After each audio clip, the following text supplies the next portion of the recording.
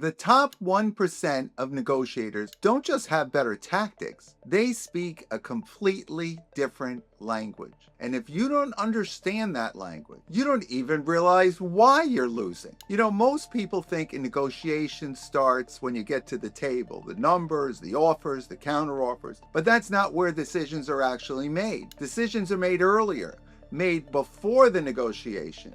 They listen to how you speak, how you respond, how you make the other person feel in the conversation. But this isn't just my opinion. I've been doing this for 25 years, and it's also supported with research from the Harvard program on negotiation. And that research showed that outcomes are heavily influenced by how the conversation is framed before you even start negotiating. So give me 10 minutes, and I'm going to break down 5 communication principles that the top 1% actually use. Not just do they use it, but it's also backed by real research that you can start applying in your very next conversation. Let's get to principle 1. The top 1% speak in outcomes, not features. Top negotiators don't describe what something is, they describe what it does. Now that may sound simple, but it's actually a completely different language than what you're used to. Research from Columbia Business School on construal level theory shows that when people make important decisions, they think in abstract outcomes, not detailed features. People like to think big. It's a lot more exciting and motivating to think about buying a 10-bedroom home on 10 acres than saving $100 per week. So when you walk into a negotiation citing specifics, you're forcing the other person to translate your value. The top 1% never do that because they speak directly in outcomes. A lot of people go into a negotiation, they say, this is a 12-month contract with quarterly reviews. But a top negotiator says, by this time next year, here's exactly what your business will look like if this works. One is information. The other is the result, the outcome. Once you understand how to speak in outcomes, the next question becomes, how do you deliver those words? And that's where most people lose control without even realizing it. So let's get to principle 2. The top 1% control tempo, not volume. This is huge because when pressure hits in a negotiation, most people react. And you know what the urge is? Oh my goodness, I better explain it. I better tell something. I better fill that space. I'm going to justify what I'm asking for. They speed up. They talk more. They try to regain control with all this energy. And you know what that says to the other person? They're desperate. They've lost it. But you see, the top 1% don't speak louder under pressure. The best negotiators, and I've been across the table from many of them, they do the opposite. They speak slower. A study in the Journal of Personality and Social Psychology, Speed of Speech and Persuasion by Norman Miller, shows that your speech rate directly affects how credible and authoritative you sound. So imagine this, someone throws out a low offer. Most people are quick. No, that doesn't work because here's all the issues and here's why it can't happen. Blah, blah, blah, blah, blah. A top negotiator gets quiet. He or she takes a breath and then they respond slowly. No, that's not going to work for us. That's confidence.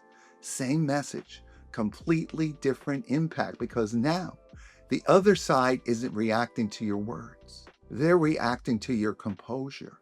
And once you control tempo, you'll notice something else that separates the top 1%. They don't feel the need to explain themselves because then the other side starts wondering, what do you know that they don't?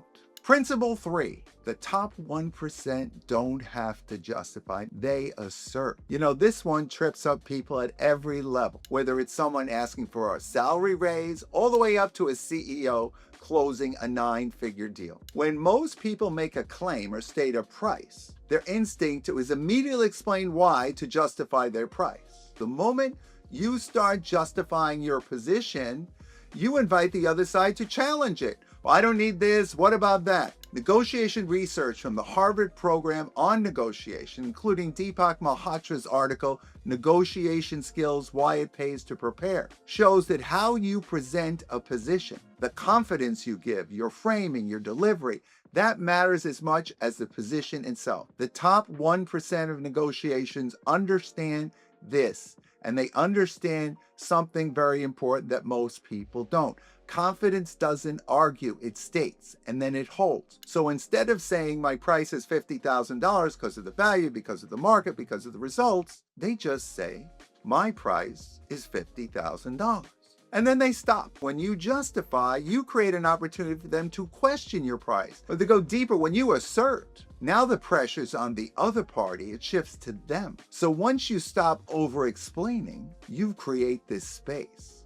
And in that space, something important starts to happen because you begin to see what the other side is actually thinking, not just what they're saying. So a quick thing before I keep going. These techniques are about how you communicate, the signals you send before the deal even starts. But there's a whole other layer.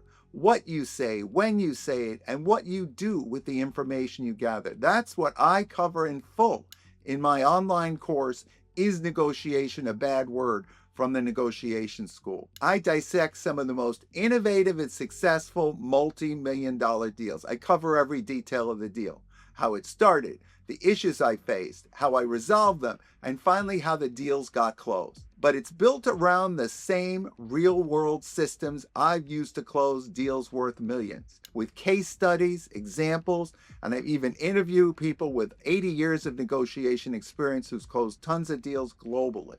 They've done it all at the highest level. So if you want to go deeper, the link is in the description. But what about what is not said in a negotiation? Let's get to the fourth principle. The top 1% listen for what isn't said. You know what? The top 1% aren't just better talkers. They're better listeners. Most people are so focused on what they're going to say that they're only half listening. Elite negotiators treat every conversation like a data collection exercise. Every word is a signal. But here is the part most people miss. What they don't say, what's not said, is a louder signal, but not in the way most people think. Allison Wood Brooks and Leslie John did research on this very subject and wrote a Harvard Business Review article, The Surprising Power of Questions. And that showed that high-performing negotiators ask more and better questions.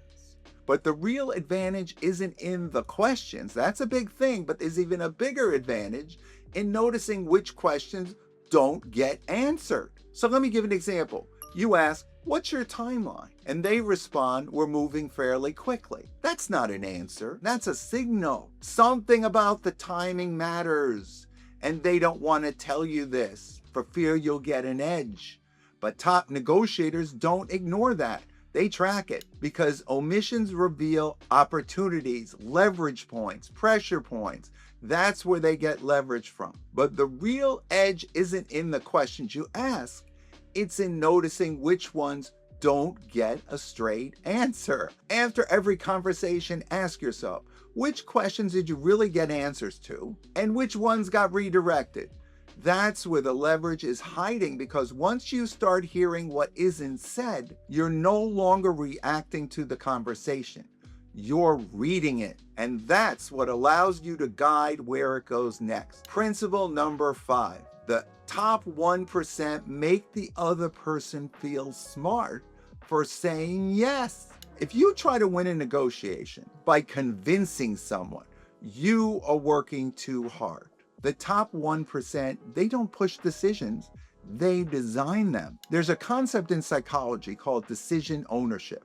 People will defend a decision that they feel they made themselves, and they'll do this 10 times harder than a decision someone else made for them. So elite negotiators, they don't tell people what to do. They don't try to convince people what to do. They don't try to strong arm anyone. They structure the conversation so that the right conclusion is obvious. And then they let the other person say it first. Instead of saying, you should go with option A, they say, based on what you've told me, which option do you believe is the best? Seems open-ended.